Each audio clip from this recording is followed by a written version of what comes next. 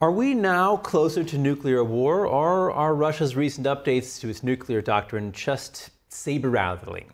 For a closer look, we're joined by military analyst Oquin. Welcome back, Kervin. In a phone call with reporters, Kremlin spokesperson Dmitry Peskov said Russia reserves the right to use nuclear weapons in response to an attack against it with conventional weapons. How close are we to the first combat use of nuclear weapons since World War II? Well, first and foremost, thank you for having me on. It's always a pleasure to be here with you guys. One thing is that a launch of a nuclear weapon would be a strategic, tactical, name anything mistake from Russia. I get that their new doctrine says if anybody or any country, if it's even non-nuclear, is provided weapons from a nuclear country and they use those weapons, that Russia reserves the right to use those weapons. Yeah, Russia reserves the right to do whatever they want to do. Are they going to do that? I don't see that happening. I think this was Vladimir Putin having to assure his people that Russia has their back, and if Russia is attacked and a civilian casualty occurs, that Russia will retaliate against that country. But I just don't see a nuclear weapon, especially being used on a NATO country.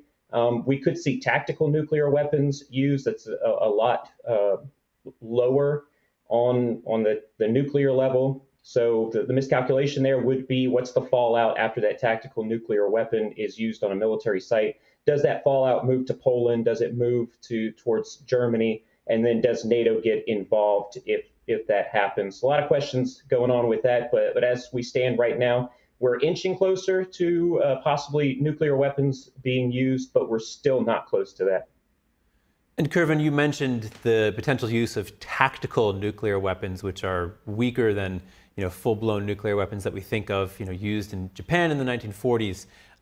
Can you describe a bit about what these tactical nuclear weapons are for our audience?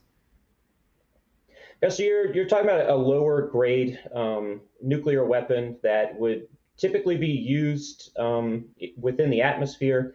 The nuclear weapon would then explode.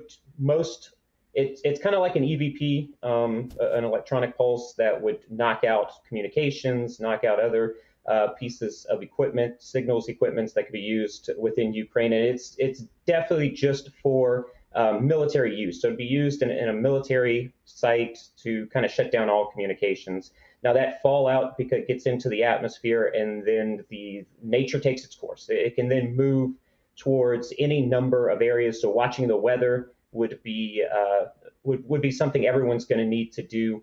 I really don't think that Putin takes that miscalculated step to escalate even further. He wants to show that NATO's actually escalating this, and he's going to saber rattle until maybe NATO makes a mistake. Putin doesn't want to get in a war with NATO. I don't care what he says about it. Yeah, NATO is encroaching on the borders there in Russia, but to have the most powerful military, the United States, along with NATO, fighting a war against Russia, that war ends very quickly. And at that point, we may see nuclear weapons used, but we're not there yet.